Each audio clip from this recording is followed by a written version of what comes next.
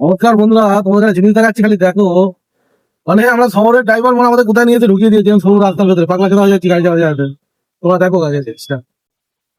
বন্ধুরা, আজকে তোমাদেরকে একটা জিনিস দেখাচ্ছি, দেখো। আমরা শহরের ড্রাইভার আর গ্রামের রাস্তায় একটা ভাড়া এসেছি গাড়িয়ালার লাইনে। কি অবস্থা দেখো।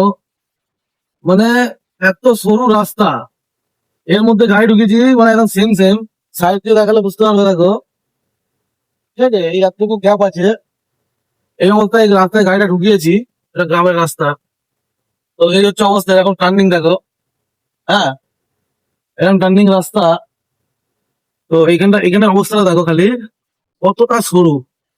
হ্যাঁ, এরকম কতটা সরু রাস্তা। মানে কি অবস্থায় যে বার করছি গাড়িটাকে আমি জানি। উড়ে গেলেই গাধার ঘাড়ে ঢুকে যাবে একদম।